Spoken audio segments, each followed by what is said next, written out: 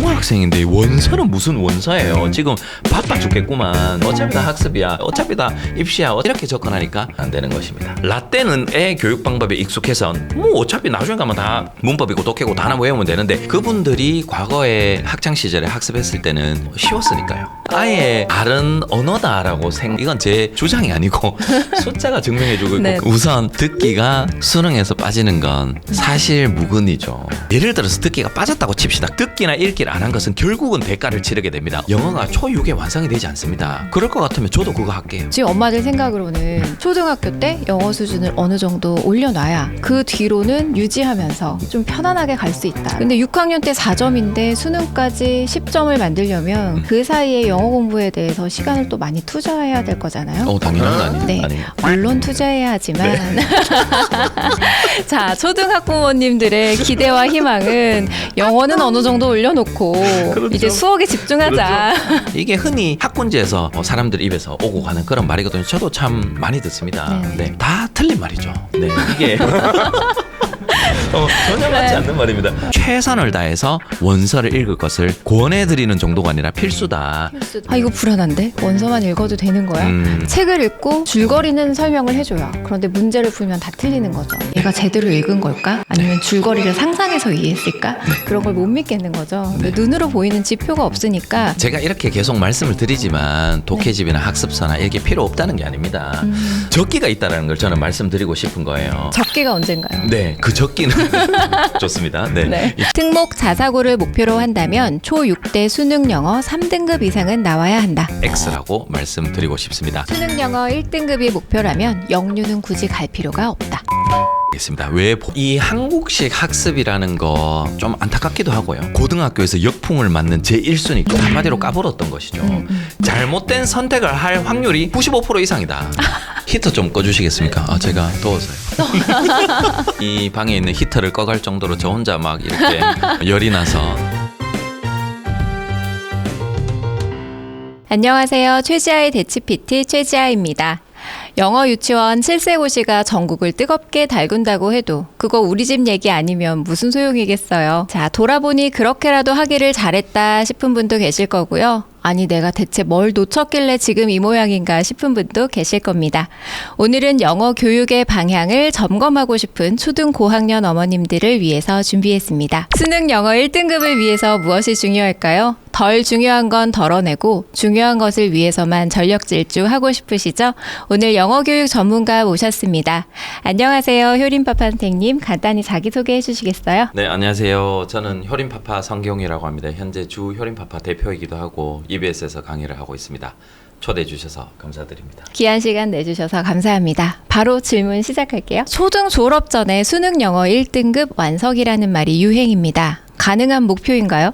우선 웃음부터 나는데요. 현재의 중고등학생 그리고 현재 입시의 최전선에 있는 고2, 고3 아이들도 2016 수능에서 1등급 비율이 3.11% 그리고 그 직전 수능이 6.2% 수능의 1등급 평균을 보면 대략 한 6%대라고 볼 수가 있어요. 그러면 현재의 중고등학생이 영어 역량이 딸린다거나 특별히 더 게을리했다거나 전혀 그렇지 않죠. 최선을 다하는 것입니다. 그래도 이 비율이 이 정도가 나오는데 초등학교 6학년이 1등급이 나온다. 틀린 말이고 거의 불가능하다. 뭐 이 전국을 전수조사를 하지 않았기 때문에 제가 뭐 무조건 불가능하다라고 말씀드리긴 어렵지만 거의 불가능하다라고 말씀드릴 수 있고 이게 왜 그러냐면 아이가 영어를 잘할 수가 있어요. 영어 감도 좋고 언어적인 감이 있고 이런저런 학습도 하고 정말 필요한 것들을 챙겨서 했을 수는 있잖아요. 그렇다 할지라도 6학년이 처리할 수 있는 그 내용들이 있습니다. 그 안에 있는 컨텐츠들, 인지 수준들, 이런 어휘들, 이런 주제에 대한 6학년이 처리할 수 있는 거는 사실 한계가 있다라는 것이죠. 빠르다면 고1 정도는 될 수가 있겠지만 고2에서 고3은 되어야 서서히 1등급을 바라볼 수 있지 않을까라고 생각합니다. 한글로 번역을 해도 이해하기 힘든 문장들이 꽤 있잖아요. 그런데 6학년 학생이 뭐 모의고사 시험지를 풀어봤다 또는 수능 시험지를 풀어봤다 우리 애 1등급 나왔더라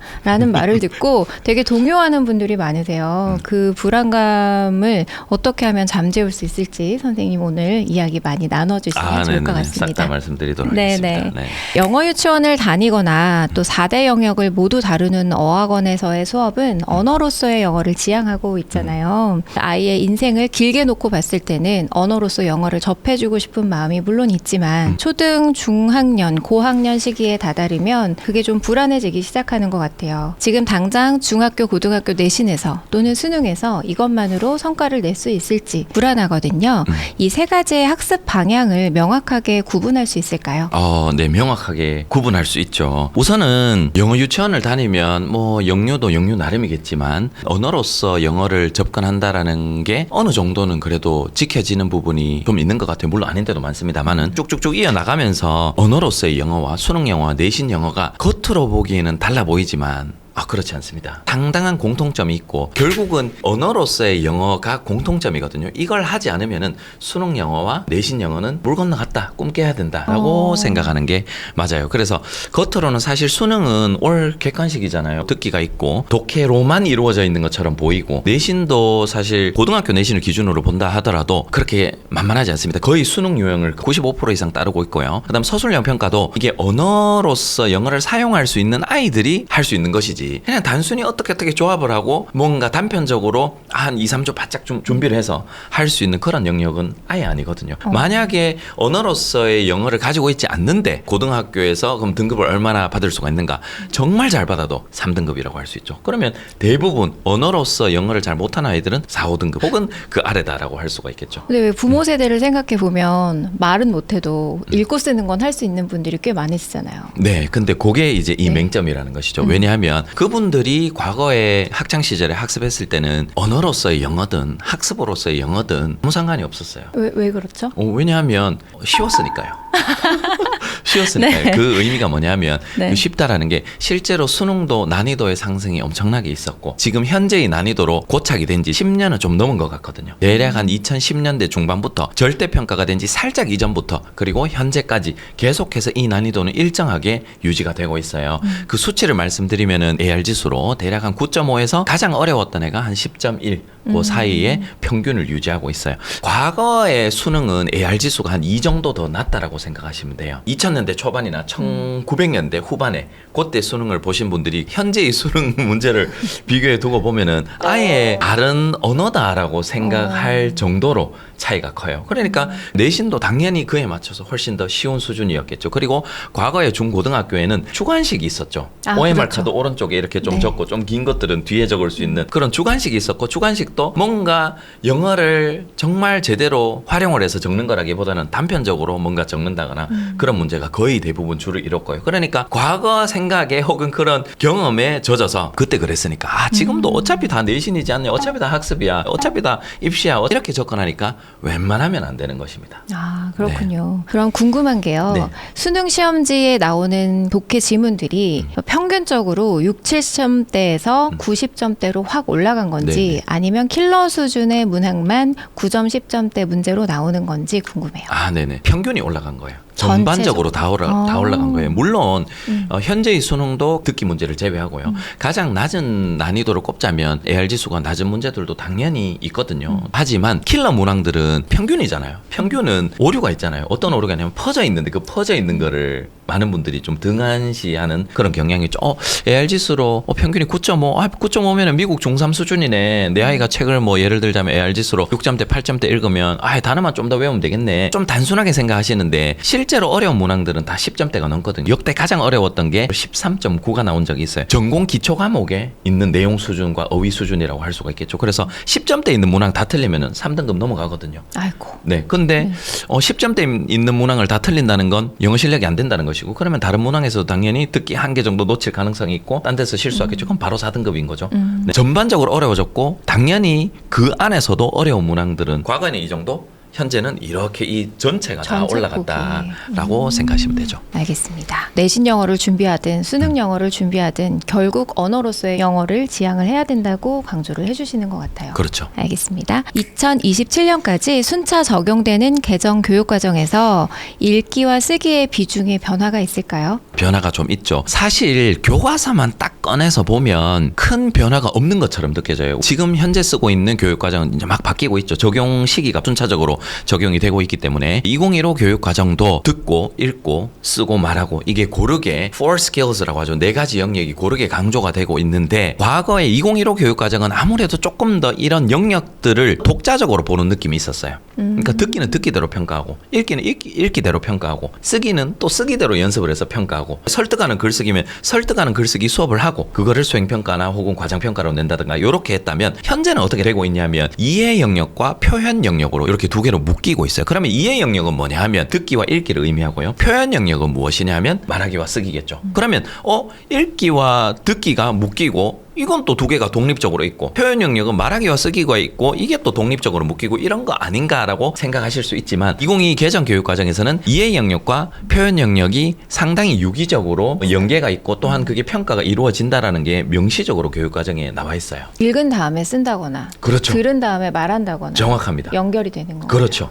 딱 이렇게 된다라는 거죠. 그러다 보니까 뭔가 듣기가 비중이 준다거나 읽기가 준다거나 약간 이런 측면이라기보다는 그렇게 보일 수도 있겠지만 사실 평가가 바뀌면 모든 수업 내용이 바뀔 수밖에 없거든요. 시험이 이렇게 나오면은 우리 항상 그렇잖아요. 수능도 이런 모양이 있으니까 우리가 지금 현재 중고등학교에서 이런 유형으로 학습을 많이 하는 것이고 평가가 교육과정에 미치는 영향이 사실은 거의 전부다라고 할 수 있는데 평가가 어떻게 되냐면 읽은 다음에 쓴다거나 들은 다음에 쓴다거나 들은 다음에 말한다거나 이렇게 두 가지 이해 영역과 표현 영역이 연계가 되어서 이제는 출제가 되니 그러면 그에 맞춰서 당연히 학교 수업 시간에도 이루어지겠죠. 이제는 무조건 좀 더 표현하는 것이 단순히 단편적으로 뭔가를 외워서 서술형이나 말하기를 준비하기보다는 조금 더 언어적으로 사용할 수 있는 이런 역량이 있어야 이런 시험들도 당연히 잘 치를 수 있다. 그러니까 현재도 사실은 서술형 평가가 많이 확대가 된 상태인데 이게 2022 개정 교육 과정에 있는 내용이기도 하지만 사실 몇 년 전에 발표가 된 2028 수능 개편안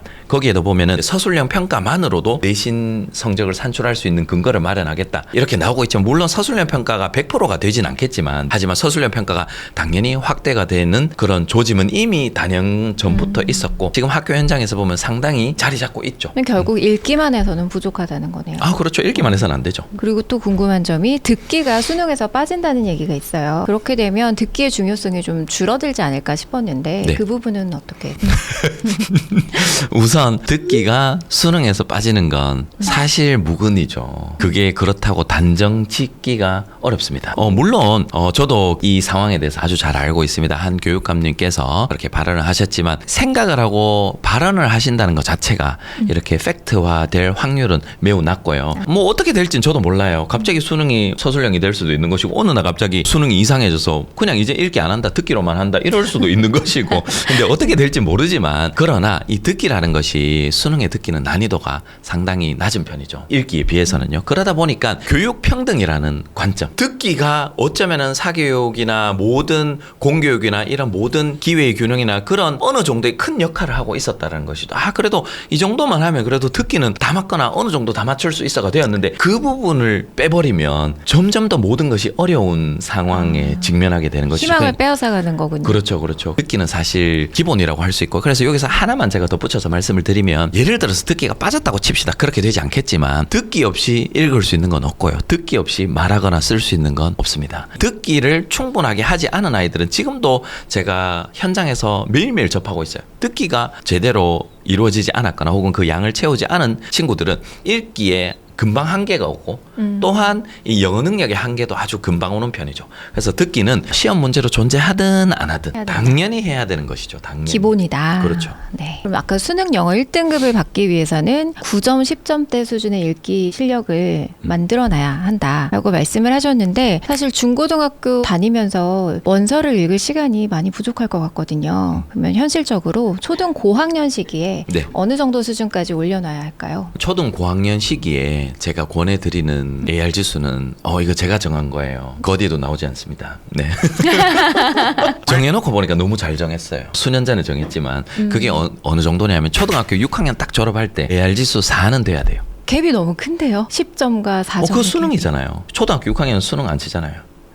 네, 그렇긴 하지만 지금 엄마들 생각으로는 초등학교 때 영어 수준을 어느 정도 올려놔야 그 뒤로는 내신으로 그 영어 실력을 유지하면서 좀 편안하게 갈 수 있다라는 네네. 기대를 가지고 있거든요. 네네네. 근데 6학년 때 4점인데 수능까지 10점을 만들려면 그 사이에 영어 공부에 대해서 시간을 또 많이 투자해야 될 거잖아요. 당연한 거 아니에요? 네, 아니에요. 물론 투자해야 하지만 자, 초등학부모님들의 기대와 희망은 영어는 어느 정도 올려놓고 그렇죠. 이제 수학에 집중하자. 제가 듣기에는 4가 기준이 너무 낮다라는 생각이 들거든요. 4가 낮다. 현실적으로 가능한 네. 건지 정말 네네. 궁금해요. 4로 시작해서 10으로 끝날 수 있는지. 4보다 높으면 좋겠죠. 높으면 네. 좋지만 4는 매우 현실적입니다. 아, 네, 여러 가지를 고려해 봤을 때 네. 제가 처음에 말씀드렸잖아요. 너무 잘 정한 것 같다고. 자, 봅시다. 우리 6학년에 학교 교육 과정의 AR 지수가 1에서 2예요. 그럼 6학년을 졸업할 때 2.0이 살짝 안 되거나 2.0으로 졸업을 해요. 중학교에 딱 올라가면 2점 후반에서 3점 후반으로 시작해요. 교과서 및 이제 중학교 모든 뭐 학습사라든가. 그러면 중학교 졸업할 때 5.0으로 끝나요. 일단 그까지 먼저 볼까요? 그럼 그까지 하면 AR 지수 4가 있어야 중학교 수업을 이해를 할 수가 있어요. 우리가 흔히 이야기하는 선행학습 그런 개념이 아니라 그래도 AR 지수 4는 되어야 중학교에 들어가면 바로 무엇을 하냐면 문법을 하거든요.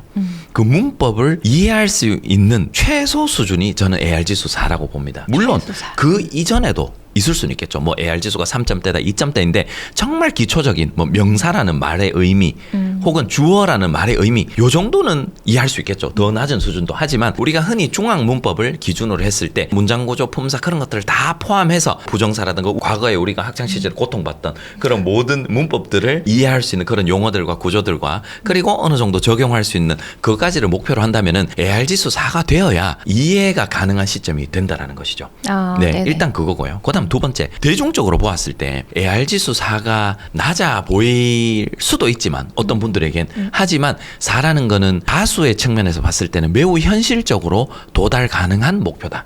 실천 가능한 목표다. 네네. 어떤 분들은 4가 너무 높다라고 하시는 분들 많거든요. 훨씬 더 많을 거예요. 그러나 4만 되어도 중학교 때 제대로 학습 방법을 가져간다면 충분히 그 이후로 성장할 수가 있기 때문에 또한 4 이상이 되면 그 이상은 이제 중학교 때 어쩌면 성장이 더 폭발적으로 이루어지는 부분이기도 하기 때문에 4가 매우 타당한 수치다라고 할 수가 있고요. 그리고 마지막에 그 질문해 주실 때 살짝 저를 꼬집어 주셨지만 초등학교 때 수능 1등급은 아니더라도 그래도 어느 정도 영어를 완성을 해두고 국어라든가 수학이라든가 다른 부분에 좀 더 초점을 맞추면 되지 않는가. 이게 흔히 학군지에서 사람들 입에서 오고 가는 그런 말이거든요. 저도 참 많이 듣습니다. 네네. 네, 현장에서 많이 듣죠. 하지만 다 틀린 말이죠. 네, 이게 전혀 맞지 않는 말입니다. 중학교 때 해야 되는 게 있고 그 수준에서 올려야 되는 게 있고 아무리 AR 지수가 초등학교 때 6이 되고 7이 된다고 할지라도 중학교 때 해야 되는 게 있고 영어를 놓으면 그 대가는 치르게 됩니다. 아, 그렇죠. 네네, 그런 애들을 제가 학교 현장에 있을 때 교직에 있을 때 많이 봤죠. 난 영어 좀 해. 중학교 때 한 번도 100점 안 맞아 본 적 없고 그렇게 다 이야기하죠. 저도 네네. 많이 들었어요. 그런 애들 많으니까 어김없이 수능이랑 내신에서 원하는 등급 안 나오죠. 아, 그걸 정말 손을 놨기 때문인가요? 핵심 문제가 따로 있을 것도 같거든요. 네, 두 가지로 좁혀볼 수 있겠는데요. 첫 번째는 진짜 손을 놓은 케이스죠. 좀 한마디로 까불었던 것이죠. 그게 이루어지지 않는다는 점. 중학생이 되면 중학생이 처리할 수 있는 중학생의 인지 수준이 있잖아요. 그쵸. 그럼 그 수준에 맞는 내용과 어휘와 문법과 그런 것들을 하게 당연히 되겠죠. 그러니까 그 시기에 있는 교육이 필요한데 그거를 당겨서 했다고 할지라도 그걸 실제로 아이가 아는지는 또 조금 의문이고요. 이 영어라는 게 꾸준하게 발전해 가는 것이고 두 번째는 영어가 초6에 완성이 되지 않습니다. 그럴 것 같으면 저도 그거 할게요. 저 할게요.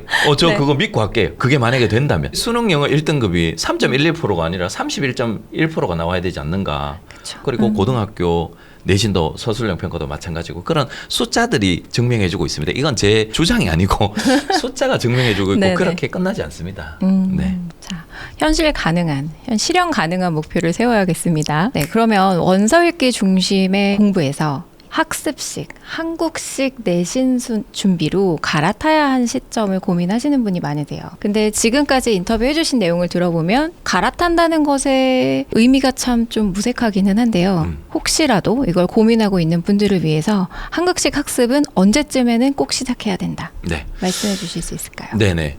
이 한국식 학습이라는 거 이런 용어 어쩌면은 좀 안타깝기도 하고요. 좀 자극적인 용어이기도 하고요. 한데 저는 어떻게 느끼냐면 과거에는 이 한국식 교육이라는 게 어쩌면 좀 맞았던 것 같아요. 왜냐하면 영어를 사용할 수는 없지만 점수는 잘 나오는 마치 토익처럼 맞아요. 토익 그런 친구들 많아요. 점수는 800, 900점대가 나오는데 영어 한마디도 못해요. 그런 친구들 요거 나오면은 뒤에 for 있으니까 since 있으니까 현재 완료 적어야 돼. 이런 친구들 정말 많아요. 근데 과거에는 그게 통했을지 몰라도 지금은 시험 문제의 난이도나 유형 자체가 그렇게 해서 풀 수 있는 문제가 중학교 때는 나올 수가 있어요. 하지만 고등학교는 그런 문제가 정말 일부는 있을 수 있지만 그래도 이제는 정말 영어를 잘 해야지 접근 가능한 그 정도의 수준이지 않을까라고 말씀을 드리고, 그래서 지금은 어쩌면은 한국식 이런 시험 문제의 특징적인 그런 유형이 좀 중학교 때의 과한 문법의 난이도라든가 너무 지엽적으로 파고든다든가 그런 부분이 일부 존재하긴 하지만, 어쩌면 저는 한편으로는 이렇게 학습을 하는 거에 저는 참 동의를 하고 너무나 자연스럽다라고 생각을 하거든요. 그게 어떤 포인트냐면 잘 아시겠지만 국어도 보면 미취학 때 문법 안 하잖아요. 조사 배웁니까? 목적격 조사, 주격 조사 배웁니까? 안 배우죠. 6생 제 지금 둘째가 이제 7살 때입니다. 네. 이준아 그거 잘못됐어. 조사는 4개밖에 없어. 은는이가 니 지금 뭐라 그랬어? 그렇게 하면 안 되지. 너 일기쓰는 거 하지 마. 당장 중단해. 너 문법 안 배웠잖아. 이렇게 아무도 안 한다는 것이죠. 국어도 미취학이나 초등학교 때는 재미를 기반으로 해서 동화책이라든가 저학년 문고나 글을 많이 접하고 이런 읽기의 기본적인 어휘력과 문해력을 키우는데 좀 더 초점이 맞춰져 있다면, 중학생이 되면 시는 뭐고 글은 이렇게 써나가는 것이고 비유는 어떤 것이 있고 직유는 뭐다, 은유는 뭐다. 중고등학생이 되면은 학습으로 들어간다라는 것이죠. 교과서가. 그러니까 당연히 그 수준이 되면 이 정도 이제는 상징을 알아야지. 이제는 3434 해야지. 영어도 똑같다라는 것이죠. 영어도 미취학 때 어릴 때는 노출을 통해서 이 영어에 대한 언어에 대한 감을 만들어야 되겠죠. 그다음에 초중급 수준의 문해력과 쭉 올라가다 보면은 AR지수 4라고 제가 초6의 목표를 설정해 드렸지만 이게 중급 수준의 문해력의 시작점이라고 할 수 있거든요. 그래서 이런 것들을 만들어야 되겠죠. 그리고 중학생이 되면 이제 학습을 해야 되겠죠. 주제도 찾아보고 문법도 이제는 배워보고, 이제는 이해할 수 있는 수준이 되니 좀 더 각 잡고 문법 용어도 접해보고, 내가 이때까지 머릿속으로 감으로만 알고 있던 거에 이름표도 이렇게 붙여보고, 그게 문법 학습이잖아요. 그래서 사실은 이게 한국식 교육으로의 전환이라고 표현할 수도 있겠지만, 저는 어찌 보면은 영어권 국가에서 는 국어잖아요. 거기에서도 이렇게 일어나고 있는 매우 자연스러운 현상인데, 이거를 너무 특이하게 보기보다는 자연스러운 과정이고, 오히려 과거에 영어를 제대로 사용할 수 없으면서 주입식이나 암기 위주의 교육이 이런 한국식 교육의 대명사처럼 불릴 수가 있는 것이지, 지금은 오히려 반대로 그렇게 보일 수도 있겠지만 결국은 수능이나 중고등 내신이나 서술형 평가를 기준으로 보았을 때는 영어를 제대로 사용해야지 잘할 수 있다라는 거를 오히려 역으로 저는 더 훨씬 더 강조해드리고 싶고, 그 과정에 있어서 학습은 당연히 필수적이다라고 말씀을 드리고 싶습니다. 학습은 물론 필수적이지만 어머님들이 느꼈을 때 한국식 영어 교육이다 하는 거는 그냥 원서만 읽는 게 아니라 구문 독해를 한다던가 책을 읽고 줄거리는 설명을 해줘요. 그런데 문제를 풀면 다 틀리는 거죠. 얘가 제대로 읽은 걸까? 아니면 줄거리를 상상해서 이해했을까? 그런 걸 못 믿겠는 거죠. 눈으로 보이는 지표가 없으니까 예전에 했던, 내가 공부했던 방식으로 자꾸 확인하고 싶어지는 것 같아요. 맞습니다. 네. 그래서 이 부분을 해결할 방법이 있을까요? 이 부분이 완전히 해결이 되지 않습니다. 포기해야 하나요? 포기는 아니고요. 네. 어느 정도 잣대가 있는데 많은 분들이 이거 아니면 이거라고 자꾸 생각을 하시니까, 예를 들자면 아이가 원서를 보고 있어요. 이 원서를 보고 있는데 아이는 막 재밌다고 봐요. 그냥 소리 안 내고 방에서 찍 소리 안 하고 봐요. 그러면 부모님은 잘하고 있다고 생각하셔야 되는데 항상 의심을 하신다는 거죠. 니 알고 읽고 있나? 혹은 니 근데 또 물어봐요. 물어볼 때 쉬운 건 안 물어보고, 부모님이 보시기에 본인이 이해하신 건 안 물어보죠. 좀 어려워 보이는 거 항상 묻잖아요. 그러니까 모를 확률이 또 높은 거죠. 아니 봐, 내가 내 말이 맞자니 모른다니까, 이렇게 되는 거죠. 그러니까 이게 사실은 아이가 이런 줄글책, 챕터북 시간을 이렇게 쭉 소요가 된다면, 아이가 집중을 해서 읽고 있다면 당연히 이해를 하고 있는 것이죠. 내가 이 책을 읽는 척을 해야 되니까, 나는 이 정도 수준이 되니까 엉덩이에 종기가 나더라도 앉아가지고 땀내면서 엄마의 만족감을 주기 위해서, 기대치에 부응하기 위해서 이렇게 잘 참고 있는 애들은 없습니다. 없죠. 네. 당연히 이해가 적어도 못해도 70% 이상은 되니 읽고 있는 것이고, 사실 우리가 AR지수나 렉사일지수, 우리가 이 수치가 두 개가 있잖아요. 이 렉사일지수나 AR지수를 측정할 때, 예를 들어 제가 AR지수가 4.2다라고 가정을 한다면, 제가 4.2인 책을 읽으면 80%를 이해하고 있다는 의미거든요. 80%를 이해하고 이해하고 있다라는 의미가 와 많이 이해하네 이렇게 보일 수도 있고요. 또 어떤 분의 눈에는 20%는 뭔데 다 이해 못했잖아. 네네. 그러니까 구멍이 있네. 구멍이 있으면 이거 놔두면 어떻게 채우고 넘어가야지. 많은 부모님들이 그 20%에 너무 초점을 맞추시는데 읽다 보면은 2월에는 80%였어요. 이해도가. 또 조금 시간이 지나면 조금 더 수준 높은 책을 읽거든요. 4.4인 책을 읽게 돼요. 그러면 그 책을 읽을 때 보니까 또 시간이 지났고 계속해서 책을 읽고 있고 뭔가 표현하는 연습도 하고 이런 거 하고 있기 때문에 수준이 또 좀 올라가 있어요. 4.4가 돼 있어요. 그러면 또 몇 달 있다가 테스트를 했다고 가정을 하면 4.6인 책을 또 읽고 있어요. 그러면 그때 가서 몇 달 전에 읽었던 4.2인 책을 다시 보면 이미 이해도는 90%가 넘어 있다라는 것이죠. 그러니까 항상 100%를 추구하면 안 되는 것이죠. 책을 읽을 때. 그래서 이 SR 테스트나 렉사일 테스트도 완전히 맹신할 수 있는 그런 잣대는 아니에요.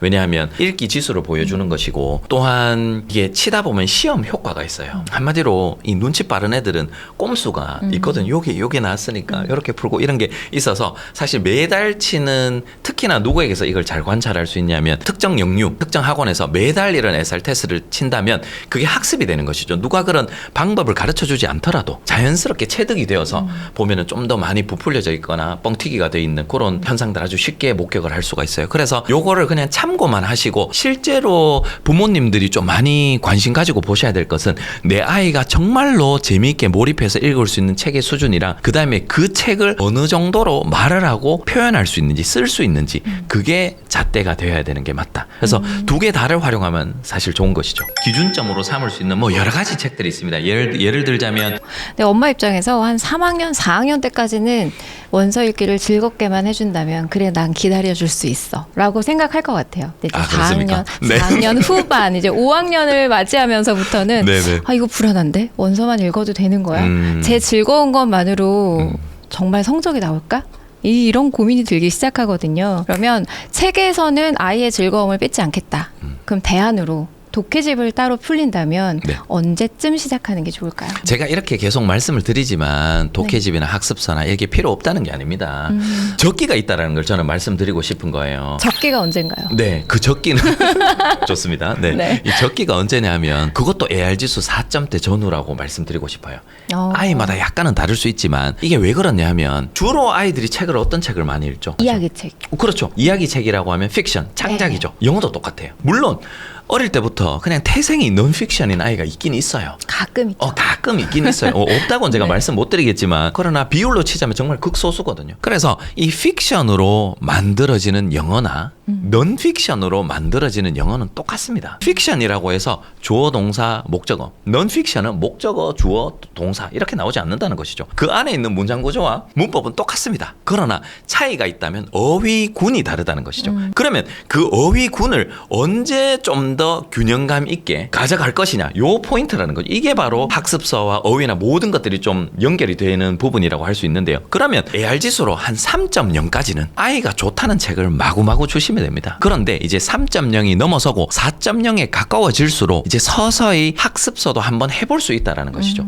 그리고 4점대가 안정적으로 넘어가서 5.0에 가까워지면은 학습서라든가 날것의 영자신문이라든가 그런 것들을 겸해서 보면 좋다라는 것이죠. 학습서도 선택을 하실 때 픽션이나 혹은 조금 덜 정돈이 되어 있는 그런 학습서보다는 논픽션에 치중이 된 그런 학습서가 저는 오히려 더 맞다. 왜냐하면 대략 한 AR 지수 4점대 전후가 되었을 때 아이의 영어는 어느 정도 중급 수준은 된단 말이죠. 근데 그 중급 수준이 된 게 바로 픽션을 통해서 되었을 확률이 매우 높다 보니 이제는 논픽션을 좀 더 채워줘야 될 시기이다. 그렇기 때문에 논픽션에 특화되어 있는 예를 들자면 웅진에서 나온 Future Literacy라는 거 매우 좋습니다.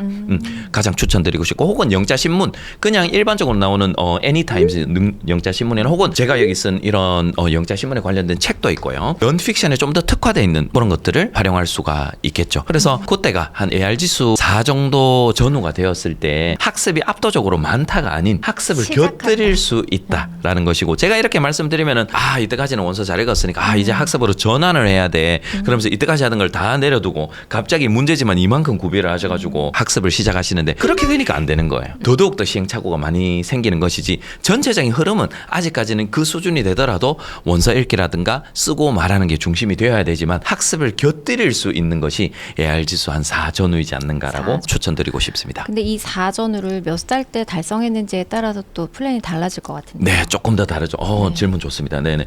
좀 더 다를 수가 있겠죠. 네. 네. 초등 고학년에 네. 예를 들어서 4점대가 되었다. 그러면 학습서 곁들이면 돼요. 저는 망설임 없이 곁들일 것 그쵸. 같아요. 초등 중학년은 좀 봐가면서 할 것 같아요. 학습서보다는 오히려 이런 넌픽션에 관련된 원서를 오히려 저는 조금 더 치중해서 볼 것 같아요.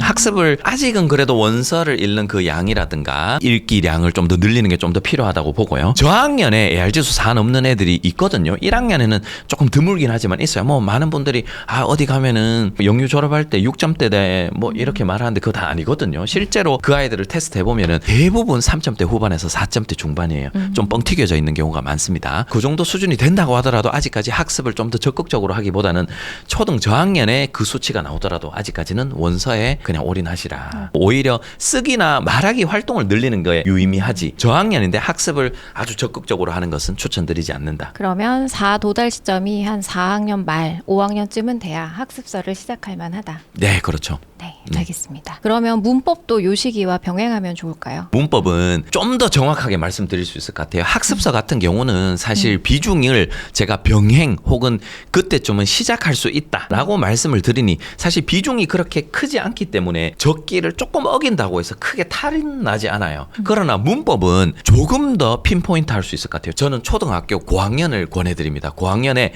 이것도 제가 학교 현장에 있을 때도 수많은 제가 중학교에도 있었고 고등학교에도 있었지만 아이의 영어 역량에 따라서 가져갈 수 있는 즉 이해할 수 있는 영어 문법의 수준과 포인트와 양이 천차만별입니다. 선생님이 교사나 혹은 학원에서도 똑같아요. 똑같이 수업을 하지만 아이의 이해도가 영어 능력에 의해서 결정이 돼요. 그렇기 때문에 그것도 중학교 때 들어가서 AR지수 4 정도로 해서 들어가면은 학교에 있는 문법을 온전히 이해할 수 있거든요. 왜? 이미 머릿속에는 영어에 대한 체계나 감이 다 형성이 된 것이죠. 관계대명사 대 가정법 if 뭐 여러 가지들 분사구문 이미 아이는 원서에서 충분히 차고 넘치게 본 상태이고 아이가 글 쓰고 말을 할 때 사용을 하고 있는 게 AR지수 4라는 것이죠. 그런 상황에서 문법을 하면은 내가 이때까지 하고 있던 거를 요렇게 요게 요런 규칙이 있어서 내가 이때까지 요런 걸 사용하고 있었네 라는 것을 바로바로 체득할 수가 있겠죠. 그래서 초등학교 5, 6학년에 저는 문법 한 번을 훑을 걸 권해드리는데요. 예를 들어 아이가 AR지수가 1점대다. 초등학교 5학년인데 1점대, 2점대 많거든요. 그렇다면 문법을 하면 안 되는 것이죠. 이제 중학교가 다가온다고 해서 남들 다 그래머 하니까 학원 레벨 테스트도 보면 전부 다 뭐 그래머가 구멍입니다. 그래머가 낮게 나왔습니다. 당연한 거예요. 근데 그래머가 높게 나오는 친구들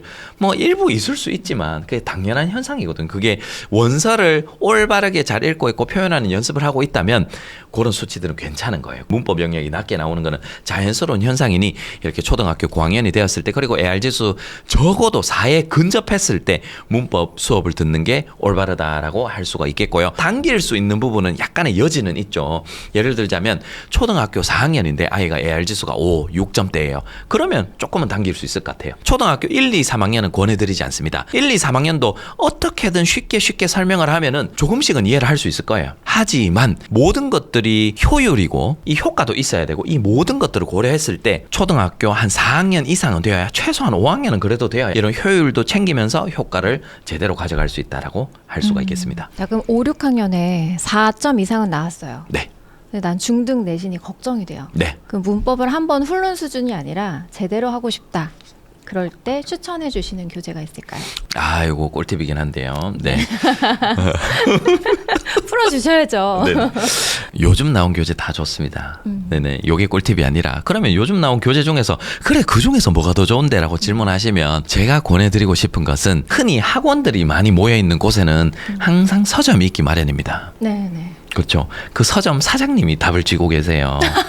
그래서 어떻게 제일 많이 나가요? 그렇죠. 그래서 특정 학원을 물어보시면은 뭐 안 가르쳐 주시는 사장님도 계시지만 웬만하면 가르쳐 줍니다. 그런 학원가에 있는 서점에 가셔서 이 동네에서 가장 많이 나가는 문법 교재 3개만 좀 알려주세요 하면은 정말 가감 없이 다 가르쳐 주고 왜냐면 책을 파셔야 되기 때문에 여기는 못 쓰고 요거는 혼자 하기 조금 좀 애로사항이 있고요. 여기는 요래요. 그래서 혼자 할 거면 요거 아니면은 뭐 학원에서 하고 뭐 병행하실 거면 요거 정말 상세하게 이 서점 사장님께서 가이드를 해 주실 것이고, 그냥 대중적으로 그러면 우리 동네는 그런 서점도 없고 또한 이런 뭐 접근성이 좀 떨어진다 한다면 요즘 많이 쓰는 게 Grammar Inside라는 것도 있고요. 혹은 항상 핫한 책이죠. 3800제라고 문제가 가득한 그런 책이 있는데, 요거는 좀 찬반 논란이 좀 여지가 있는 책이에요. 저도 일부분에 있어서는 괜찮은 책이라고 하지만 3800제는 또 불필요하게 좀 문제가 양이 너무 많기도 하고, 그래서 약간 의견의 차이는 있을 수 있지만 어찌 되었든 문법을 좀 자세한 수준까지 훑기에는 Grammar Inside나 3800제나 혹은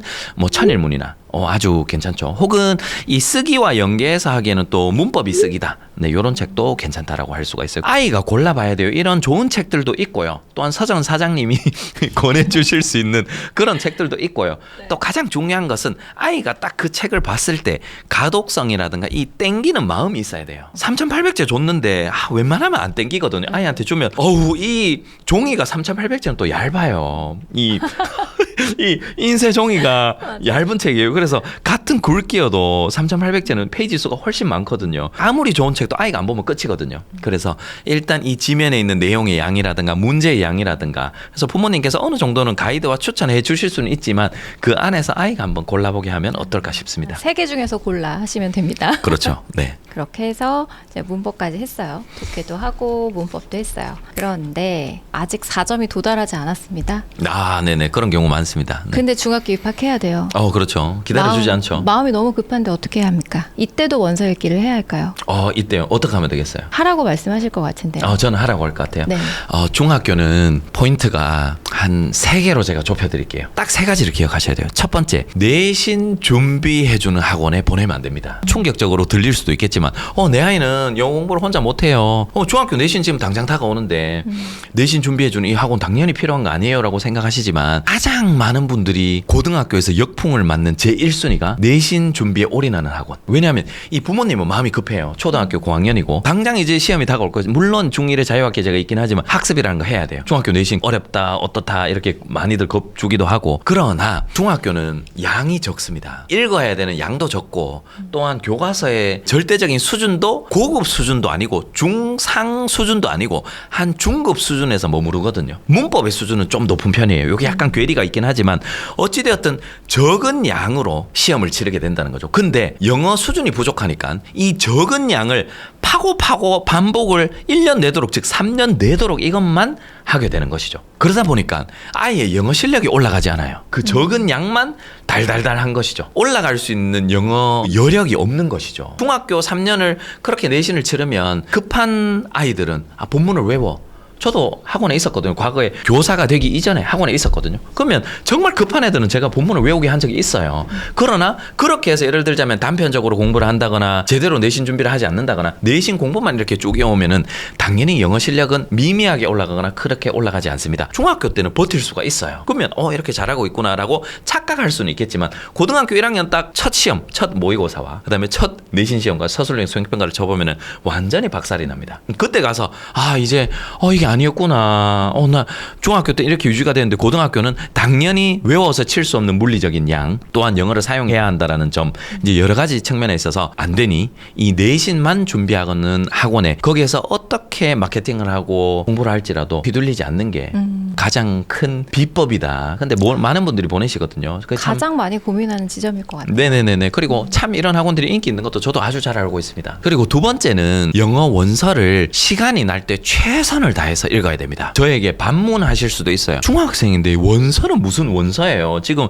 바빠 죽겠구만. 정말 시간이 없어요. 초등학교 5, 6학년도 바쁜데 중학교가 뭐 원서가 웬 말이에요? 이렇게 말씀하시지만 고등학교 안 가보셔서 그래요.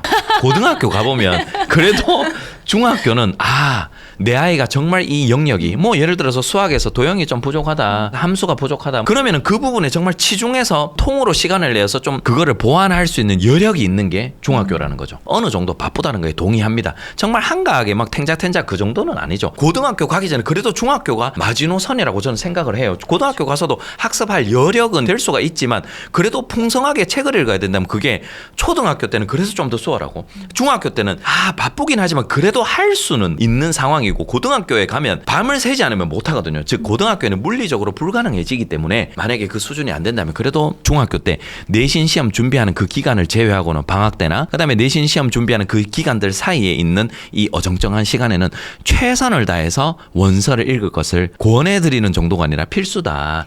그래야 잡을 수가 있다라는 것입니다. 근데 여기서 또 문제가 있죠. 네, 어떤 문제가 있죠? 중학생 수준에서 2, 3점대 책을 읽어요. 재미가 있을 리가 없잖아요. 네. 이거 어떻게 해결해야 합니까? 아, 네. 아주 현실적인 문제죠. 중학교 2, 3인데 아이의 모국어나 인지 수준은 막 올라가고 있어요. 휴대폰이나 스마트폰이나 이런 세상에 이제 서서히 약간씩은 물이 들어가고 있고 모든 이제 주제들도 좀 더 청소년이나 이런 거기에 맞는 그런 것들을 접하고 있는데 아이의 영어 수준에 초점 맞추려니 너무 하이 헬로 한다라는 것이죠. 또 막 유니콘 나오고 맞아요. 상상의 세계로 빠져들고 맞아요. 못 읽죠 지금. 맞아요. 지금 꿈에서도 유니콘은 나오지 않아요. 중2한테는. 네네. 네. 그래서 이 정도 수준에는 네. 제가 권해드리는 책은 그래픽 노블, 고퀄 만화입니다. 만화책 아닌가요? 네, 고퀄 만화입니다. 근데 이게 우리가 알고 있는 그런 코믹스랑은 다릅니다. 그냥 일반 만화랑은 다릅니다. 그래픽 노블은 기본적으로 요런 거라고 생각하시면 돼요. 아주 괜찮은 원작 소설이 있는데 한마디로 박경리의 토지가 있는데 그거를 만화로 쓴 게 그래픽 노블이다라고 생각하시면 돼요. 학습 만화랑 비슷한 결인가요? 좀 다르죠. 학습 만화는 학습을 목표로 해서 쓴 것이고 네. 진짜 말 그대로 단편 소설 소나기 혹은 삼국지 원작 소설이 정말 탄탄하게 있는데 그거를 만화화해 두었으니 내용에 대한 거, 언어 표현에 대한 거에 대한 걱정을 내려버릴 수 있는, 물론 제가 이렇게 말씀드린다고 해서 또 모든 그래픽 노블이 원작 소설이 있는 건 아니지만 네, 그건 아니지만 네. 개념 자체는 그렇다는 거예요. 그러니까 그만큼 퀄리티가 좋다. 언어적인 부분이나 혹은 내용적인 부분에 있어서 문장은 좀 쉽게 다듬어져 있고 네. 그림이 풍부하기 때문에 접근성은 쉽지만 네. 원작 소설이 있기 때문에 스토리에 몰입하기 좋다. 네, 그래서 이제 중학생 수준들이 보기에 충분히 이런 기호나 성향이나 그런 관심사를 만족시켜 줄 만하다. 네, 그렇게 볼 수가 있고, 그래서 난이도는 살짝 내려가 있지만 읽을 만한, 재미를 느낄 만한 그런 책들이 매우 많다라고 할 수 있고, 두세 권만 추천해 주신다면요. 너무 많죠. 사실 이 그래픽 노블은 정식으로 전 세계에서 인정하고 있는 당연히 장르이고요. 그래서 뉴 키드라는 거, 뉴베리 소설이에요. 근데 AR 지수가 2점대 밖에라고 표현 안 될 정도로 근데 실제 읽어보면 한 3점대는 돼야 읽을 수 있지만 어찌되었든 뭐 그런 것도 엘 데포 이런 것도 있죠. 아주 좋은 그 뭐 여러 가지 비하인드 스토리가 있지만 너무너무 권해드리고 싶은 네네, 그런 책이고, 청소년틱한 그런 그래픽 노블들이 너무 많습니다. 네, 그런 것들도 많고요. 그래서 그래픽 노블이 최근 한 5년 정도를 기준으로 해서 정말 쏟아져 나오고 있어요. 그 전에도 조금씩은 있었겠지만 정말 한 2020년대 쏟아져 나오고 그냥 이 누군가가 이 덤프 트럭에 가지고 와서 쏟아 붓는 정도로 많아지고 있거든요. 그래서 과거보다 선택의 폭이 한마디로 많이 넓어졌고 또한 이 영어 원서에 대한 인식이나 이런 필요성들이 많은 분들이 느끼고 있기 때문에 오히려 그런 원서 판매점이나 이런 수입사들이 좀 더 활발하게 수입하고 있는 게 아닌가. 그래서 유통이 많이 되고 있다는 점이 아주 긍정적인 조짐이다 라고 할 수가 있겠고, 그래서 좀 더 아이의 호기심과 관심사에 충족은 되면서 영어는 단순화되어 있거나 쉬운 난이도를 만날 수 있는 추천 드리고 싶습니다. 중학생이 코앞이라면 첫 번째 내신학원 금지, 두 번째 원서를 최선을 다해 읽어라, 마지막 세 번째는 뭔가요? 기억하고 계셨네요. 네네. 네네. 좋습니다. 세 번째는 뭐냐면 문법을 해야 됩니다. 문법. 수준은 되지 않지만 그렇다 하더라도 문법을 해야 돼요. 중학교 때는 학교 내신이라는 게 존재하고요. 내신에서 문법을 빼버리면은 시험 점수가 매우 낮게 나옵니다. 서술형 평가도 이게 그냥 써라도 있을 수가 있겠지만 조건에 맞게 쓰는 것들이 있거든요. 투부정사에 무슨 용법을 사용해서 적어라. 이때 가주어, 진주어를 세서 적어라, 뭐 이렇게 뭐 몇 문장으로 적어라, 이런 것들이 있기 때문에 이걸 모르면서 시험을 쳐낼 수가 없고, 그럼 그 과정에 있어서 영어 자존감 무너지겠죠. 나는 영어 못한다는 생각, 영어 실력도 실제로 그 문법이 이제는 중학생 정도 되면은 있어야 좀 더 높은 수준으로 올라갈 수가 있기 때문에 문법은 싫든 좋든 중학교 때는 어쨌든 해야 된다. 그러면 이 아까 전에 제가 말씀드렸던 중학교 그 내신 준비 학원, 요거 좀 조심해야 되는 부분이죠. 그다음에 세 번째, 문법을 해야 된다. 요 1번 3번 포인트를 묶어서 결국은 어떤 역량이 있어야 되냐 하면 내신 시험을 본인이 준비할 수 있는 역량이 있어야 돼요. 고등학교 1학년이 되면 바로 실전이에요. 이제 그 고1의 첫 중간고사부터 대입에 다 반영이 됩니다. 그때 가서 이제 공부 방법을 찾아야 되겠다. 늦어요.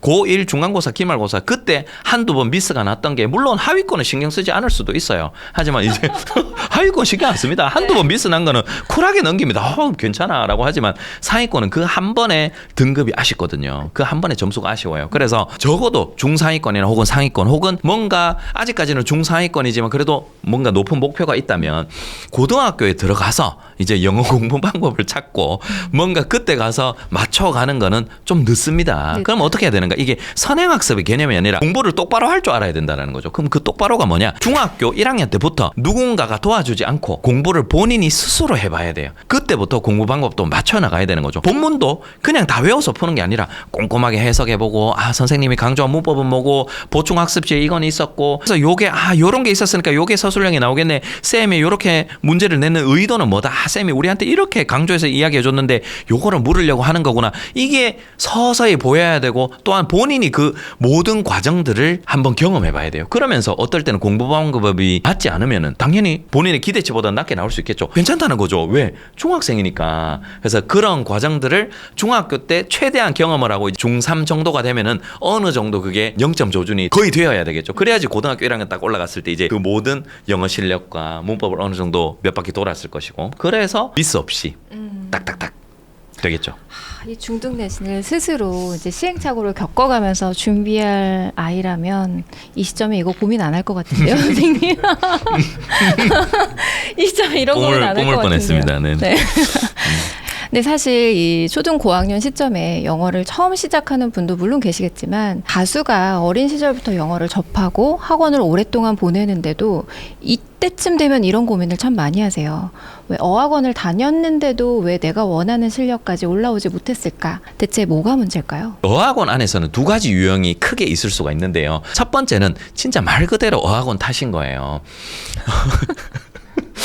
뭐냐면 영어 듣기나 영어 읽기를 충분하게 하지 않은 상태예요. 머릿속에 영어의 소리에 대한 인지, 의미에 대한 정보라든가 이런 것들이 형성이 되지 않은 상태에서 문자 읽기를 바로 시작한다거나 특히 영유 초반에 일어나는 일들이죠. 그다음에 초등학교도 똑같습니다. 문자 읽기는 조금씩 할 수 있게 될지라도 초등학교에는 선호하는 동네마다 대형 어학원들 있잖아요. 보통 보면은 교재를 통해서 하거든요. 근데 이게 꼭 대형만의 문제는 또 아니에요. 중형이든 소형이든 공부방이든 고수서든 이게 다 마찬가지거든요. 보면 제대로 하시는 분들도 계시겠지만 당연히 근데 또 한편으로 아닌 분들도 많이 계시다는 걸 제가 잘 알고 있어요. 아이가 아직까지 전혀 준비가 되지 않았는데 초등학교 1학년 때부터 읽는 것도 겨우겨우 읽어나가는데 그래머 한다고 단어 일주일에 몇백 개씩 하고 정말 좋지 않은 거죠. 그거를 4년이나 5년 동안 한다고 해서 아이의 영어 실력은 그렇게 올라가지 않습니다. 적기에 맞지 않는 교육과 또한 적기에 일부는 맞았다고 할지라도 양이 너무 투머치하다든가 이게 부모님께서는 양이 많고 숙제를 많이 내주고 학원에서 쪼아주면은 부모님의 불안감이 내려가니까 컴플레인을 안 하는 또 만족하는 그런 분들도 계시거든요. 근데 그게 아이에게 맞다고 또 볼 수는 없어요. 초등학교 3학년인데 단어를 200개씩 외우지 않아요. 그러면 불안해 하시는 분들이 꽤 많다니까요. 근데 그게 필요가 없거든요.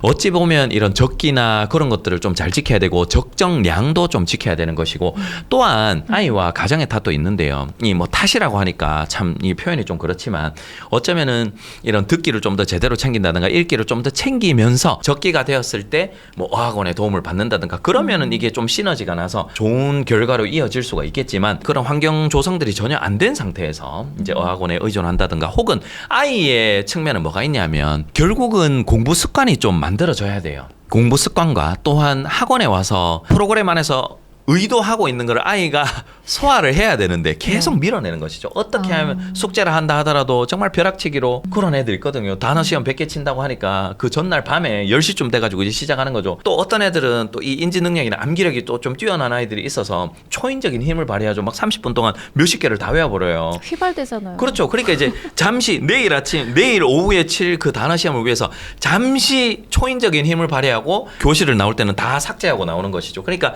이렇게 해서 해서 몇 년간을 이어가 본들 그리고 책을 읽어야 되는데 책도 제대로 읽지 않는다든가 대충 뭐 앞에 개요 읽고 어딘가에 찾아보고 네이버에 찾아보고 대충 이렇게 읽어 나가든가 또 요약해주는 누군가의 말을 들어본다든가 이렇게 좀 날치기로 해서 수업을 잘 소화하는 척하는 애들이 있습니다. 이게 누적이 된다고 할지라도 당연히 실력이 제대로 올라간다라고는 볼 수가 없겠죠. 듣기나 읽기를 안 한 것은 결국은 대가를 치르게 됩니다. 언젠가는 대가를 치르게 된다라는 것을 말씀을 드리고 싶어요. 알겠습니다.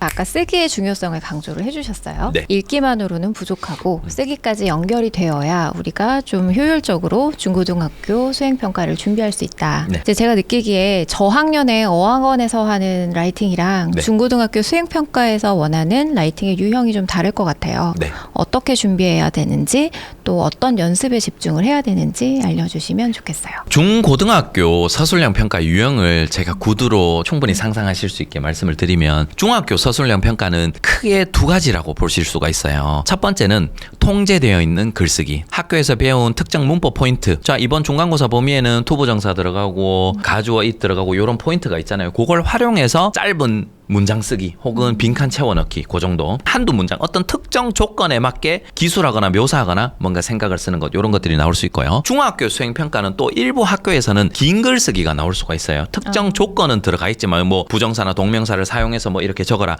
그리고 누군가를 설득하는 글쓰기 이런 것들 나올 수 있죠. 내 동네를 소개하는 글쓰기를 하는데 부정사를 몇 번 적어라. 총 뭐 8문장 이상을 적어라. 이런 거 충분히 할 수가 있는데 요거는 과정평가에서 조금 더 많이 나올 수 있는 수행평가 안에서도 서술형 평가 일회성으로 단발성으로 치는 평가도 있겠지만 과정평가에서 조금 더 많이 나오는 유형이라고 할 수가 있겠고요. 고등학교는 이거보다는 조금 더 통제가 돼 있어요. 이런 긴 글쓰기보다는 좀 더 난이도 높은 글, 즉 수능 유형 정도 되는 혹은 그 수준 정도 되는 글을 읽고 특정한 조건에 맞게 뭐 몇 단어로 쓰라거나 몇 단어 이내로 쓰라거나 혹은 특정 문법을 활용하라거나 그렇게 해서 한 문장 내지 두 문장 이내로 요약하거나 주제를 쓴다거나 해결책을 쓴다거나 이게 1등급, 2등급을 가리는 문항들이라고 할 수가 있겠죠. 객관식으로는 1, 2등급을 가리기가 어렵죠. 그렇기 때문에 한 1, 2, 3등급은 이런 서술형 평가에서 다 갈린다라고 생각하시면 되고 자 그런데 이렇게 제가 말씀을 드리면 또 많이들 오해를 하세요. 결국 한 문장 쓰기잖아. 결국은 통제된 글쓰기잖아 라고 생각하시는데 그게 아니라니까요. 그 한 문장을 쓰기 위해서는 영어를 구사를 할 수 있어야 된다니까요.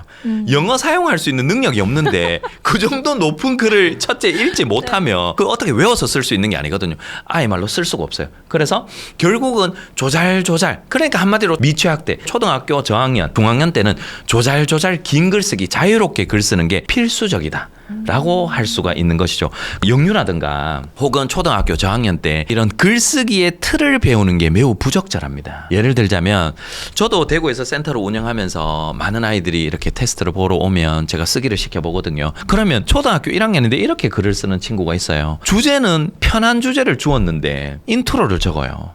한 두세 줄로 인트로를 적고 연습하잖아요. 그렇죠. 그다음에 first of all로 꼭 first를 꼭 적어요. 그다음에 second 나오고 그다음에 lastly 나오고 그다음에 in conclusion 적어가지고 이게 나와요. 그러니까 이게 어찌 보면은 조잘이 왜 필요하냐면 아이의 생각과 그다음에 이 말을 하고 쓰는 거는 그 틀에 제약을 주면은 영어 능력이 한계가 일찍 오죠. 아이의 머릿속에 막 쌓인 인풋은 이제 막 많아져 가요. 학습을 하더니 원서를 또 막 많아져 가는데 그게 출력할 때는 제약을 주면 안 돼요. 그냥 쏟아봐야 돼요. 그러면 그 안에서 오류도 있을 것이고 잘 쓴 문장도 있을 것이고 쓰다 보면 논리가 생길 것이고 그 중간에 지도도 받을 수 있겠죠. 그러다 보면은 나중에 중고등학생이 되었을 때는 그거를 이렇게 응축을 해서 한 문장으로 뱉어낼 힘이 생기는 거죠.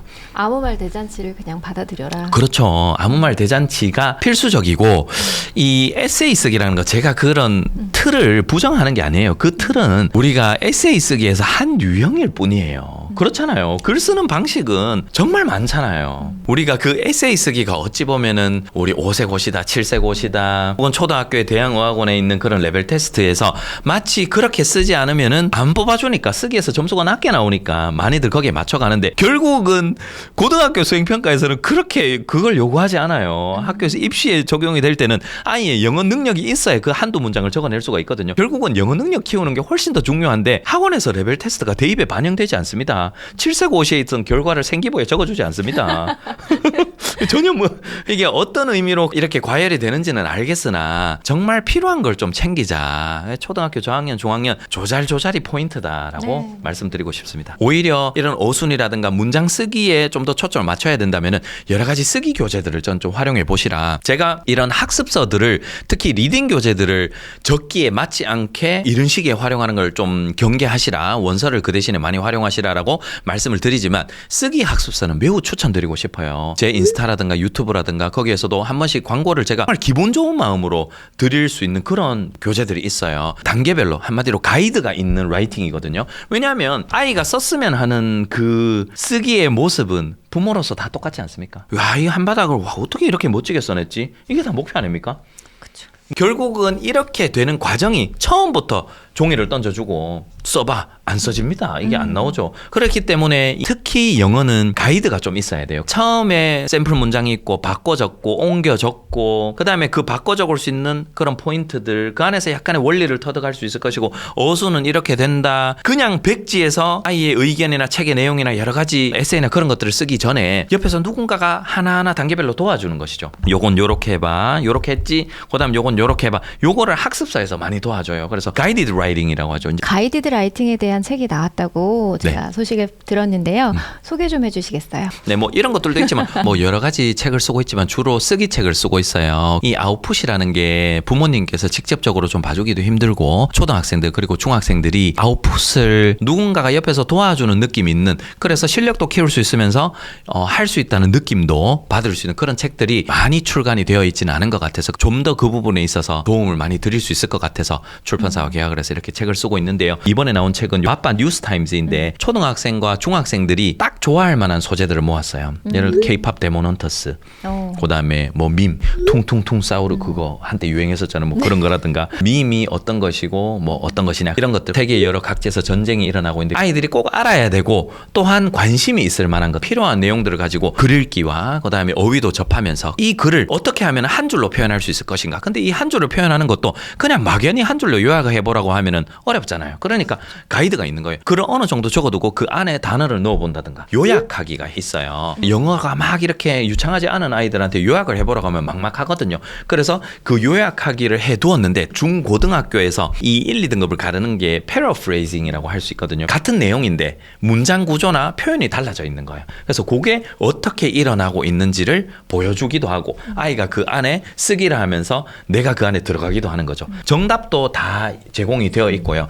제가 권해드리는 부모님이 조금 더 추가적으로 만약에 해주실 수가 있다면 우리말로 한번 대화를 나눠보시는 걸 추천드려요. 이 주제에 대해서. 네. 이제 쓰기를 한다. 그러면 이제 챗GPT를 활용할 수 있을 것 같은데요. 이게 또 아이의 수준에 따라서 네. 챗GPT를 활용하는 방법도 다를 것 같아요. 네, 챗GPT를 활용하면은 많은 것들을 뽑아낼 수가 있죠. 사실 비용이 너무 저렴하기도 하고 요즘은 그냥 아이가 조금 바른 글씨로 이해 가능한 글씨로 적어서 사진을 찍어서 올리면은 문자 인식이 참 잘 되죠. 그러면 이제 그걸 해서 적절한 프롬프트만 넣으면은 정말 저는 이렇게 표현하고 싶어요. 현존하는 최고의 첨삭기라고 표현하고 싶을 정도로 와 이렇게 잘 지도해 주는데 활용을 안 하고 있다고가 정말 아쉬울 정도로 그만큼 괜찮은 프로그램이다라고. 그러면 네. 활용할 수 있는 프롬프트 한두 가지만 알려주세요. 네네네. 그래서 이 프롬프트를 제공하실 때 좀 주의사항이 있어요. 일단은 근데 첨삭해조를 해보시면은 결과에 따라서 부모님이 조건을 하나 둘씩 추가해 가시는 건데 그러니까 우선은 해보시는 걸 권해드리고 제가 권해드리는 것은 자, 첫 번째 아이의 나이와 학년을 제시해 주세요. 그 다음에 아이의 SR지수나 AR지수 아이가 평소에 재밌게 읽고 있는 책의 수준이나 책 제목도 알려주시면 좋아요. 예를 들자면 제 아이는 지금 초등학교 5학년인데 얼마 전에 Wild Robot 읽었고 이런 윈피키도 재밌게 읽고 뭐 했어. 근데 내 아이는 우리나라에 살다 보니까 영어로 표현할 수 있는 기회가 우리가 인위적으로 만들어주지 않는 한 좀 적은 편이야. 일단은 요 기준점을 제시해 주는 게 필수다. 그리고 이 챗GPT가 전 참 좋다고 생각하는 게 우리나라에서 유통이 되고 있는 다수의 책들은 내용도 이미 알고 있어요. 아이의 실력도 실력이지만 책 제목을 구체적으로 적어주시면은 이 책을 읽고 나서 이런 글을 적어서라고 하면 그게 맞는지 이해도 확인도 어느 정도 해줘요. 근데 이 내용은 책에 없는 건데 애가 지어낸 거라고 이렇게 이야기를 해주기도 하거든요. 그래서 이런 분들도 좀 도움이 된다라고 할 수 있고 기준점과 이런 책의 종류들을 좀 적어주시라. 그다음에 두 번째 포인트는 첨삭을 받고 싶은 포인트를 적어줘야 돼요. 어디를 지도해줘야 될지가 너무 많다라는 거죠. 문법인지 어휘의 정확성인지 아니면 표현의 자연스러움인지 명시를 해줘야 되는 거죠. 그래서 제가 그냥 일반적으로 대중적으로 봤을 땐 전 이런 멘트 아주 좋다고 보거든요. 표현, 어휘 그리고 문법의 정확성 측면의 피드백을 5개 해주고 이것과 더불어서 흐름이나 짜임새 이런 내용 측면의 피드백을 3개에서 4개 정도. 그래서 너무 사소한 거는 교정해주지 말고 정말 중대 오류라고 판단이 되는 것들을 몇 개 이렇게 개수를 딱 정해주셔서 그래서 정확성과 유창성을 동시에 언급을 해주시고 정확하게 기준을 정해줘야 돼요. 그리고 마지막으로 곁들이실 부분은 내 아이의 글을 다 바꾸지 말고 조금만 개선해서 개선한 포인트로 새로운 글을 적어줘라고 하면은 누가 봐도 내 아이의 글인데 조금 나아졌네 정도 수준의, 즉 이게 왜 필요하냐 하면 그냥 첨삭해줘, 그냥 좋은 걸로 바꿔줘라고 하면 내 아이가 그 글을 보고 압도당할 수가 있어요. 내가 이제 방금 쓴 글은 뭐지? 어디 간 거지? 이렇게 적어줄 거면 나 안 할래? 라고 되는 것이죠. 그래서 그런 아이가 압도당하는 걸 막기 위해서 약간만 고쳐서 좀 더 나은 걸로 개선해줘 라고 하고, 그 다음에 정말 마지막으로 한 개를 덧붙이자면 피드백을 줄 때 우리가 항상 이런 부정적인 피드백이나 교정의 측면에 좀 더 초점을 맞추지만 아이가 쓴 글 중에서 잘한 포인트나 이런 흐름상의 강점 혹은 표현이나 정확성 측면에 잘한 부분을 네가 몇 개를 캐치해서 함께 생산적인 피드백을 줘라고 하면은 모든 게 갖춰진 피드백이 나오는 거죠. 정말 개인 교사네요. 네. 정말 속 시원하게 답을 해주셔가지고 오늘 이 영상을 보고 활용할 만한 것들이 너무 많을 것 같아요. 이번 코너는 대치PT 명제 판단입니다. 학부모님들이 듣고 싶은 답, 그래서 어떻게 딱 하라고 속 시원하게 답을 알려드리겠습니다. 대치PT 명제 판단을 통해 딱 떨어지는 답을 듣고 싶은 분은요, 저희 고정 댓글에 구글 폼을 통해서 질문 남겨주세요. 저희가 모시는 전문가분들과 함께 시원하게 해답을 제공해 드리겠습니다. 명제 판단 시작하겠습니다. 특목 자사고를 목표로 한다면 초6대 수능 영어 3등급 이상은 나와야 한다. X라고 말씀드리고 싶습니다. 특목고나 자사고나 이런 학교들을 목표로 하고 있다면 중학교 내신이 매우 중요합니다. 그리고 이게 기준이 저는 수능 영어라기보다는 특목고를 목표로 하고 있다면 적어도 AR 지수로 한 5점대나 6점대 이상은 되어야 되지 않는가라고 생각합니다. 수능 영어 1등급이 목표라면 영유는 굳이 갈 필요가 없다. 보류하도록 하겠습니다. 왜 보류냐 하면 영유가 판단의 기준이 아닙니다. 사실 가정에서 하더라도 영어를 정말 기똥차게 잘할 수 있고요. 제가 말씀드린 그런 방법들을 가정에서 실천하시든, 그러니까 한마디로 방법이 중요한 거지 그게 어디에서 이루어지는지는 저는 크게 관련은 없다고 생각합니다. 물론 영유로 보내면 조금 이제 부모님의 부담은 덜 수 있는 건 사실이지만 어찌되었든 이게 영유가 판단 기준이 아니기 때문에 이렇게 말씀드리고 싶습니다. 수능 영어에서 실패하는 학생의 상당수는 영어 실력보다 영어 유형에 익숙하지 않아서다. X입니다.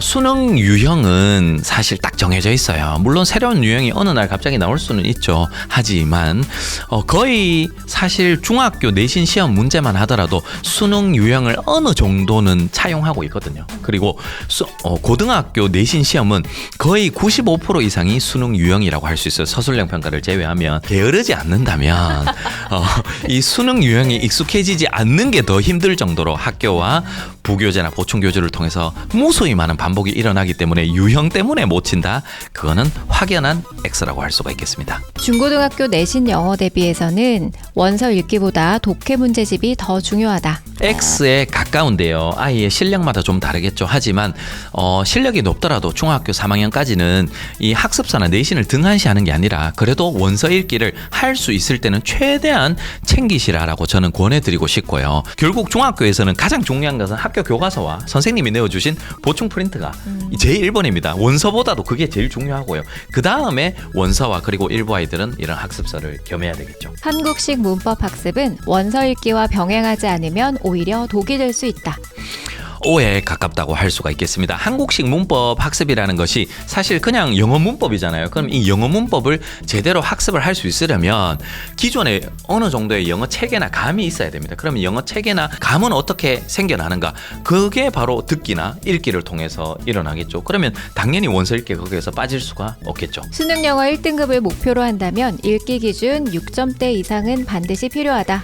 당연히 O라고 할 수가 있겠습니다. 그래서 이 수능 영어는 요거는 영상 초반에도 말씀을 드렸지만 AR 지수 평균이 한 9점대 중반에서 10.1 정도까지 나온다고 할 수 있어요. 그러면 아이의 AR 지수가 9.5, 10점 이렇게 나오는 걸 목표로 하기보다는 대략 한 6, 7점대만 넘어가면 그 이후부터는 학습이 해결해 줍니다. 6, 7점대면 이미 영어는 어느 정도 자연스러워요. 아이가 충분히 표현할 수 있고 충분히 난이도 높은 글을 읽을 수 있고, 자 그러면 이 AR 지수는 어떻게 하면 팍팍 올라가는가? 어휘를 외우면 됩니다. 어느 정도 영어에 대한 감이 탄탄하게 생기고 문해력이 생기면 그때부터는 이제 이미 아이의 학년은 높아져 있을 거예요. 중학생이건 고등학생이 되어 있겠죠. 그러면 그때부터는 학교에서 하는 그런 문제지나, 고등학교 때는 뭐 피할 수 없죠. 수능 특강, 수능 완성, 독해 연습 이런 거 하면서 어려운 어휘들 이제 그런 거 하면서 어휘를 높게 가져가면 결국 어떤 특정한 지문도 어휘가 어렵게 나오면 그 지문은 수치가 높게 나오거든요. 그래서 어휘가 나중에는 아주 높은 부분들을 좌지우지하기 때문에 당연히 이 수준은 필수이고, 그 이후에는 어휘 학습을 많이 늘려야 되겠죠. 그러면 어휘를 많은 양을 암기하는 건 6, 7점대 이후에 시작하면 될까요? 네, 이게 점진적으로 늘려가는 게 필요하고요. AR 지수로 0점대에서 한 3.0까지는 어휘 학습이 믿지 못하실 수도 있겠지만 안 해도 괜찮습니다. 3.0까지는요. 그게 왜냐하면 영어 책만 읽어도 충분히 어휘력이 잘 쌓입니다. 초중급 수준의 문해력이기 때문에 글만 많이 읽어도 쌓이지만 3.0이 넘어가면 이제 어휘 학습을 시작하시는 걸 권해드리고요.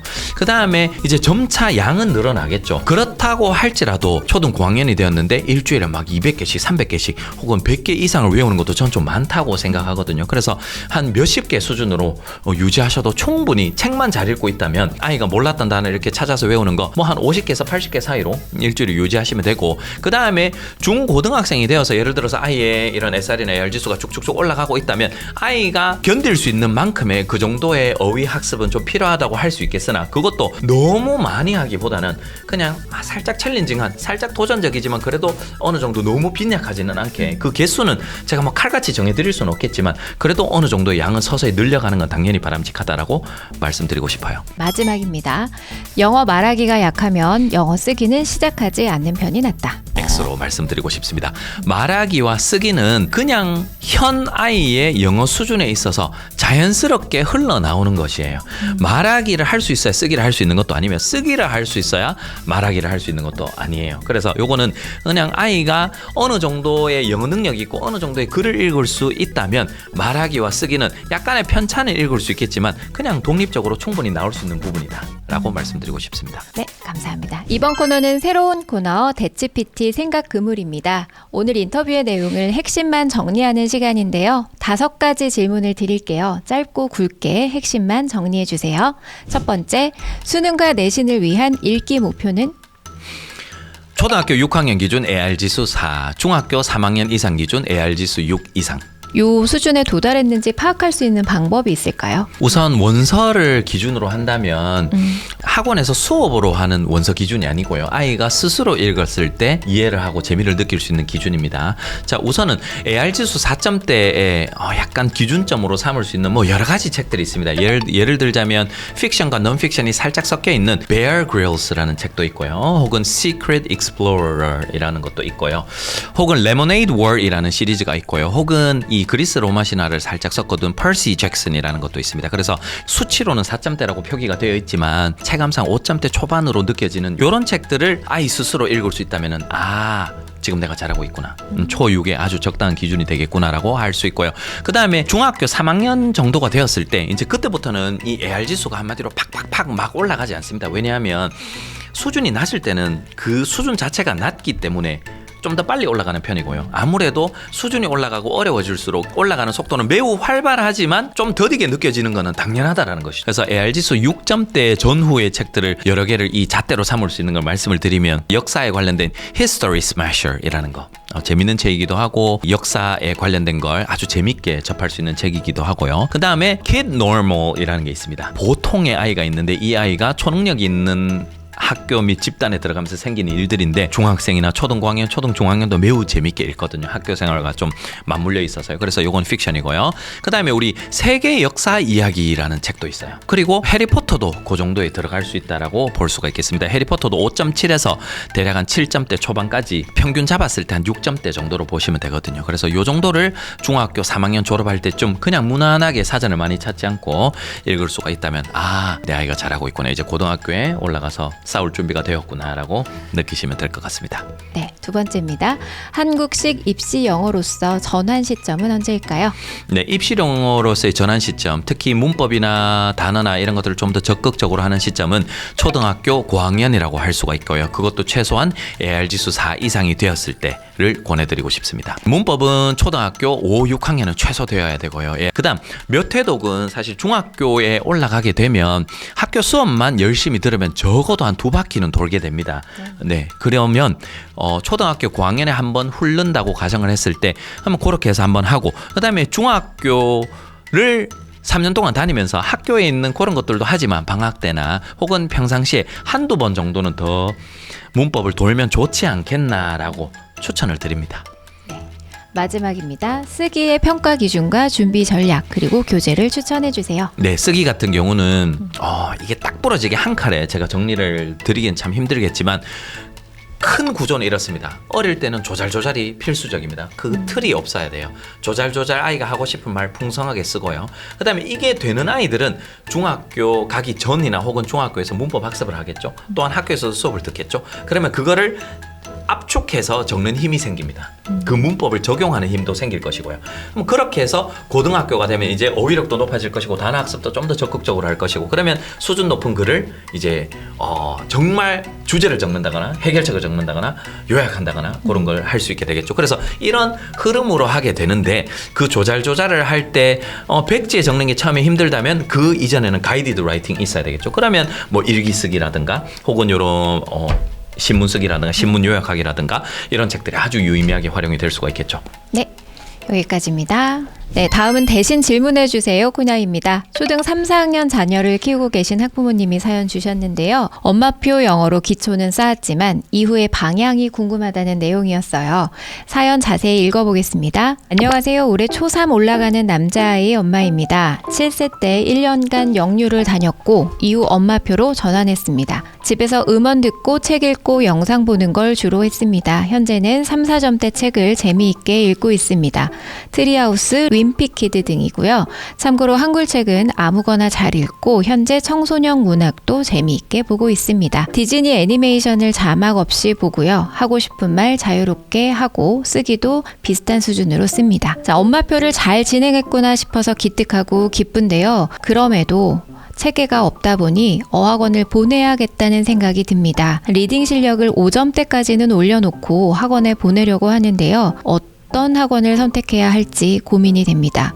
또 막상 학원에 가면 책 읽을 시간이 부족할 것 같아서 걱정이 되기도 합니다. 어떻게 하면 좋을까요? 현실적으로 부모님께서 고민이 되실 것 같아요. 아이가 이렇게 착착착 잘 해오고 있고 그다음에 엄마표 영어를 통해서 아이의 영어 감정도 괜찮을 것이고 부모님도 참 잘하고 있다라고 느끼실 건데, 이제 무언가 3학년이 되어가고 있고, 이 3학년이 뭐 큰 별건 아니지만 그래도 뭔가 1, 2학년이랑 살짝 다른 느낌이잖아요. 그래서 이렇게 되어가고 있는데 지금 하고 있는 걸 조금 더 할 필요가 있어요.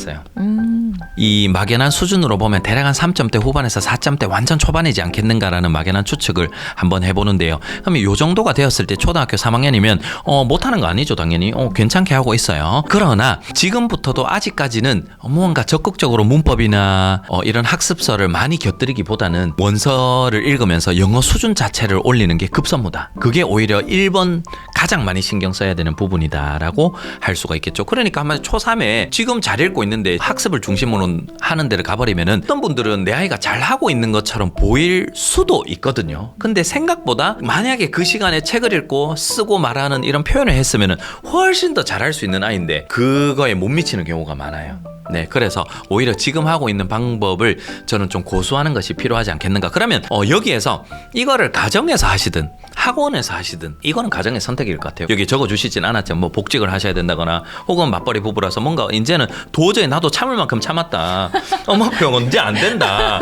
이제 네. 네가 해라. 나는 더 이상 이제 같이 시간을 보낼 수가 없다. 네. 영어 책 읽을 때 내 옆에 있어줄 수 없다. 이런 상황이 된다면 무언가 나를 대체할 뭔가 이제 센터나 기관이 필요하겠죠. 그러나 가정에서 희망하신다면 하셔도 되는데, 그런데 이제 여기에서 꼭 권해드리고 싶은 거는 이제 빠져있는 부분이 바로 표현에 대한 부분이에요. 이 아웃풋에 대한 부분이 이제는 선택이 아니라 필수다라고 말씀을 드리고 싶어요. 그러다 보니 어쩌면은 이 쓰기나 말하기를 좀 더 제대로 봐줄 수 있는 그런 학원이 좀 필요하지 않을까. 오히려 학습서나 이런 문법이나 학습에 관련된 거를 봐주는 게 아니라 책 읽는 양을 좀 더 늘리고 수준을 높이는 게 1번이고요. 두 번째는 동시에 지금 현 이 수준에 있어서는 이제는 쓰기를 하지 않으면은 아이의 영어가 손해보는 지점이 생기는 그 정도 수준이라고 할 수 있어요. 지금 현재 한 4점대 전후가 되면 쓰기를 안 하면 혹은 말하기를 좀 등한시하면 아이가 영어가 이만큼 늘어갈 수 있는데 그 한계점이 많이 낮아진다라고 할 수가 있는 것이죠. 그래서 만약에 제가 부모라면은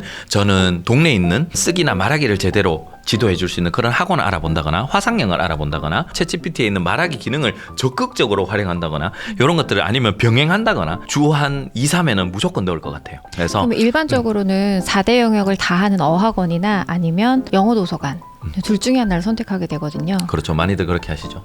영어 도서관 쪽을 더 권하시는 거죠. 그것도 참 이게 딱 부러지게 말씀 못 드리겠는 게 네. 영어 도서관도 영어 도서관 나름입니다. 많은 현실적인 문제들이 있지만 책을 읽고 거기에서 어떤 특정한 프로그램을 활용해서 문제풀이만 한다면 저는 굳이 그걸 왜 돈 주고라는 생각을 합니다. 라이팅까지 연결을 해주는지를 그렇죠. 확인하시면 되는 거죠. 그렇죠. 그래서 그런 데가 많지 않다는 것도 잘 알고 있습니다. 그 질문을 하고 싶으셨죠? 이미 알고 있습니다. 하지만 그래서 어쩌면은 그런 화상이라든가 혹은 챗GPT나 이런 것들의 도움이 저는 훨씬 더 필요하지 않을까. 네, 조금 발품을 판다거나 원어민이나 이런 걸 알아보면서 이런 쓰기나 이런 것들을 좀 더 제대로 지도해 줄 수 있다면 오히려 그런 부분들이 훨씬 더 낫지 않겠나. 그리고 이런 학원들도 4대 영역이라고 표현하지만 실제로 그게 4대 영역이라는 말 사실 잘못된 거거든요. 4 skills라고 해야 되는데 어찌되었든 이 4대 영역이라는 말에 너무 현혹되지 마시고 정말 아이가 해야 되는 거, 결국 제가 말씀드리는 것도 4 skills이긴 하지만 그게 정말 유기적으로 잘 결합이 돼 있어야 돼요. 그래야 그게 진짜 4 skills이다 라고 말씀드리고 싶네요. 답이 되셨나 모르겠습니다. 네. 자, 오늘은 초등 고학년 학부모님들을 위해서 영어 공부 방향 재정비에 대해서 이야기 나누어 보았습니다. 지금 불안해하는 학생들이나 학부모님들에게 꼭 해주고 싶은 말씀이 있다면요? 결국 사회가 바뀌고 아이도 달라지고 모든 매체들과 많은 것들이 변하고 있지만 아이가 그 학년에 그 시기에 필요한 것들, 무언가를 하려면은 그 전제 조건이 되는 것들은 변하지 않습니다. 듣지 않았는데 읽을 수 있는 아이 없고 듣거나 읽지 않았는데 쓰고 말하는 아이 없습니다. 즉 챙겨야 되는 걸 해야 되는데 단순한 얄팍한 마음에 무언가 잘못 선택하는 일, 그런 사례들을 전 너무나 많이 봅니다. 그 고통이 아이에게 거의 다 가거든요. 참 힘든 부분이 많아요. 그리고 이런 결과를 마주할 때 그 부모님에서 마주할 수 있는, 제가 목격할 수 있는 그 눈물과 상실감과 좌절감은 사실 말로 표현하기가 좀 어렵거든요. 그래서 이런 시행착오를 어쩌면 줄이고 올바른 선택을 하고자라는 그런 걸 말씀드리기 위해서 어쩌면 국풀TV에서 저를 초대해 주시지 않았나라고 생각이 됩니다. 꼭 챙겨야 될 것, 바른 교육을 한번 선택해 보시는 것이 어떨까요? 결국 영어 실력은 꾸준히 읽고 듣고 생각하고 말하고 쓰는 그 시간의 축적이라는 모두가 아는 당연한 사실이지만요. 실천하기가 어렵죠. 화려한 기교가 아니라 기본에 충실하는 자세부터 점검하는 시간이 되셨기를 바랍니다. 함께해 주셔서 감사합니다. 감사합니다. 최지아의 대치PT 최지아였습니다. 감사합니다. 늦게 시작한 게 죄는 아니죠. 당연히 잘못은 아니에요. 사실 생물학적으로는 괜찮아요. 초등학교 3학년, 4학년 혹은 5학년에 이제 영어를 처음 시작했다? 그러면 부모님의 조급함을 어떻게 할 수가 없어요. 이 조급함이 너무 크기 때문에 과거에 나의 입시만을 생각해서 라떼는 애 교육 방법에 익숙해서 뭐 어차피 나중에 가면 다 문법이고 독해고 단어 외우면 되는데 그렇게 해서만 접근하면 된다라고 생각하시니까 내일 당장 단어 시험을 치니까 단어 200개를 외워가야 된다? 그게 과연 맞는 것인지, 잘못된 선택을 할 확률이 거의 95% 이상이다. 히터 좀 꺼주시겠습니까? 아, 제가 더워서요.